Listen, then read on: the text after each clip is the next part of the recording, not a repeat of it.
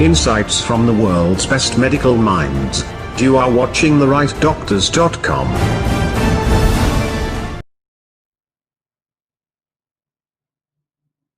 Hello friends, I am Dr. Sameer Dalvi and I bring you greetings from Mumbai. I work at the Hinduja and the Breach Candy hospitals and I am a spine surgeon. I come to you guys courtesy of therightdoctors.com, which today is your most trusted source of medical information. In this age of so much information, misinformation, WhatsApp and Facebook, you finally have something that you can rely on to give you information which you can trust because it is run by doctors. A little about me. I am a spine surgeon and I've been practicing in Mumbai for the last 25 years, both in teaching hospitals as well as in big hospitals like Hinduja and Breach Candy. And I train other spine surgeons and I do all kinds of spine surgery work which you can dream of. We meet at a very difficult time, unfortunately, where the whole world is suffering this tremendous problem of the pandemic. And India is suffering, as is Mumbai. And I'm sure you are suffering, and I am suffering. During this time, before we start anything, I want to wish you all the best, and I pray for the safety of you and your loved ones. And it's just basic precautions, the information which I'm sure you will get on this website, which will keep you safe. Coming to how this affects the spine surgery, and the back. Of course, when you have back pain, I usually tell people that there is a very good news. But this time, there are two good news. The first good news is that most back pains get better by themselves without doing anything. The second good news is because our activity levels have been lower during this pandemic, the back problems also have been lower. So from a point when I used to literally have 100 patients a week, we have come down now to just 20 calls a week. And that is good news because, of course, it's the way we work. But if we have less people with problems, we can concentrate on solving the problems which really matter.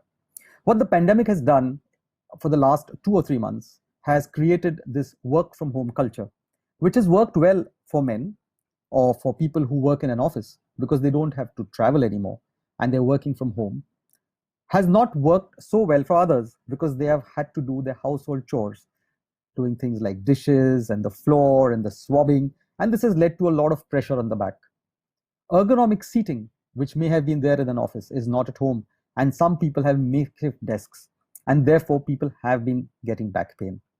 But these are all very easily solvable. So let me just now come to how this pandemic has changed the way we practice. Earlier, we used to have clinics where patients used to come in with appointments, without appointments. But now, the big mantra of today is social distancing.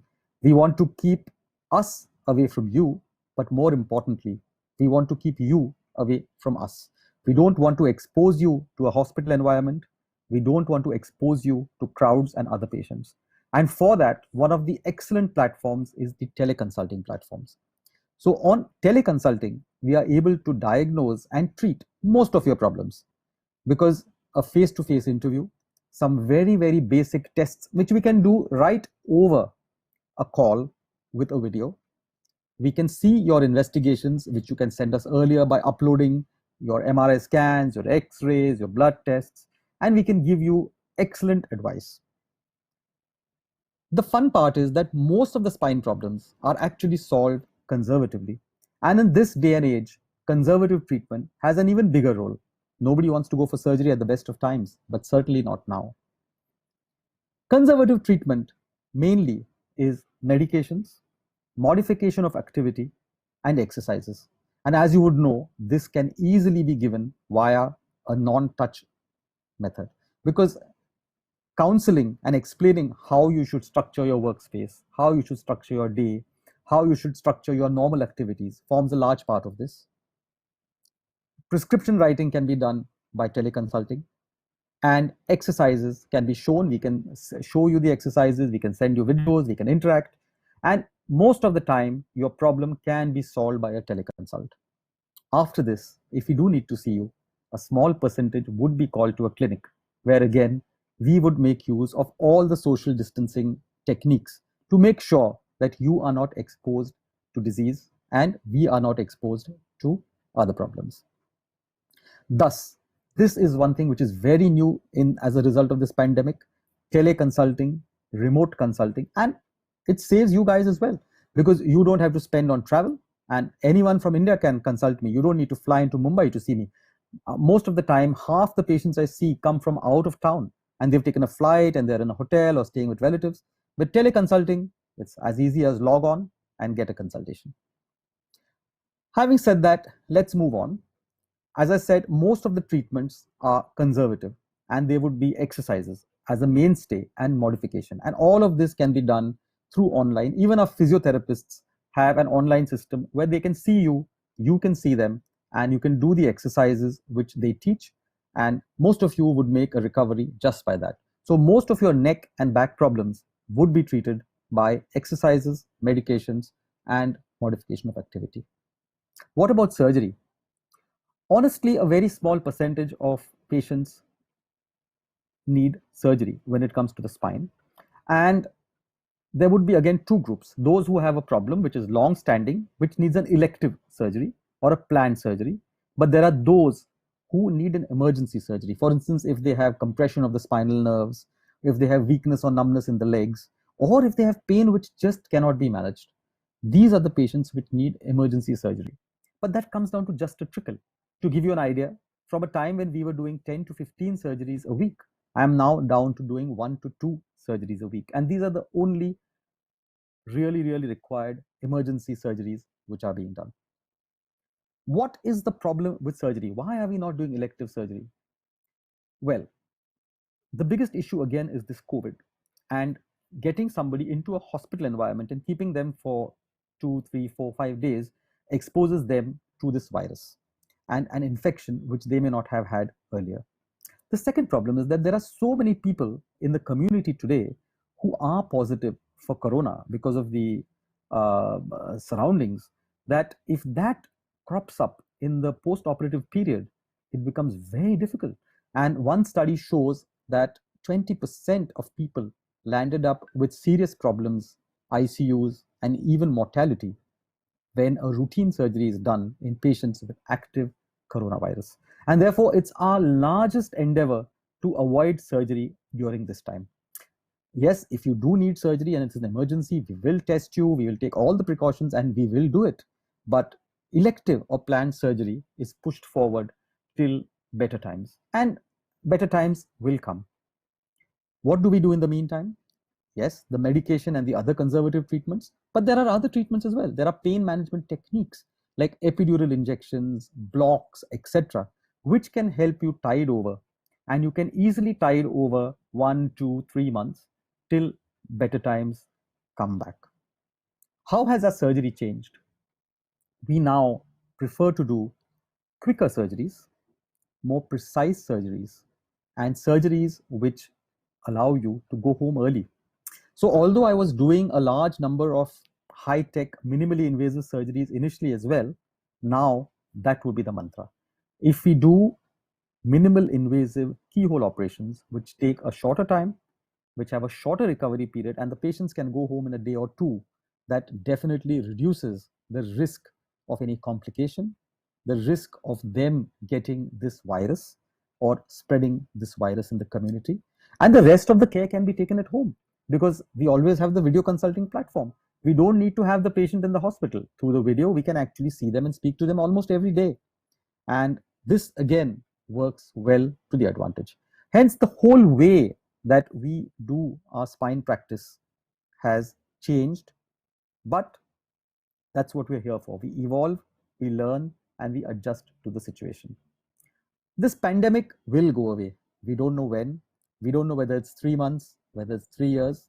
This is something new. We're all struggling with it.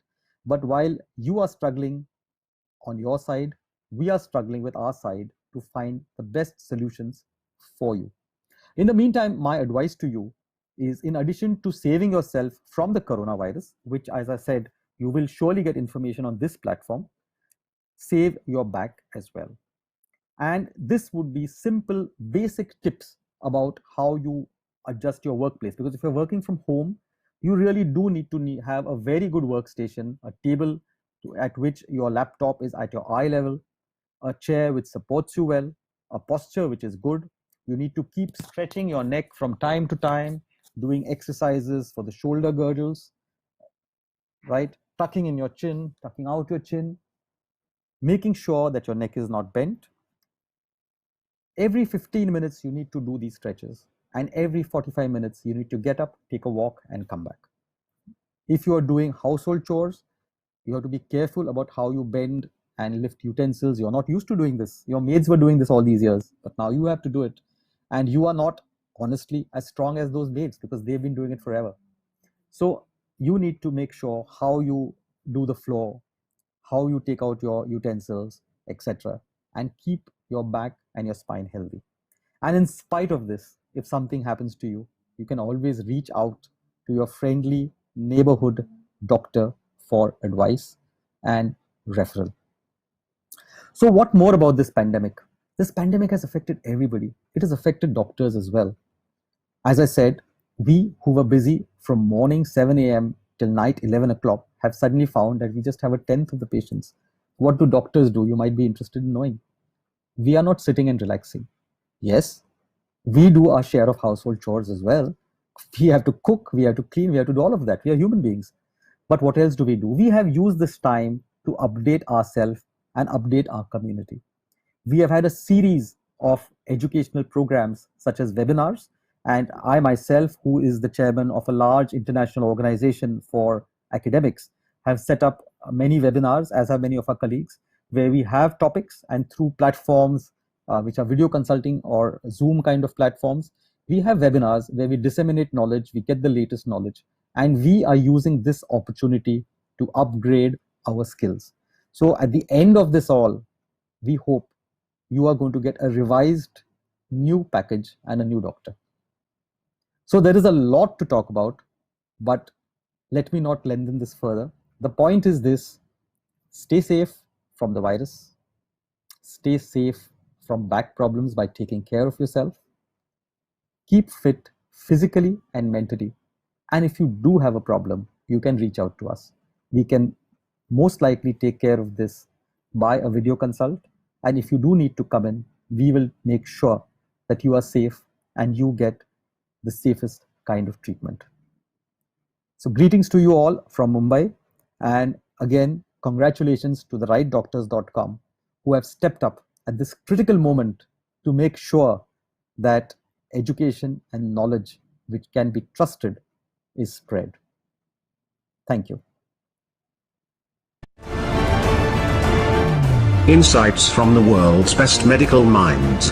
You are watching the rightdoctors.com.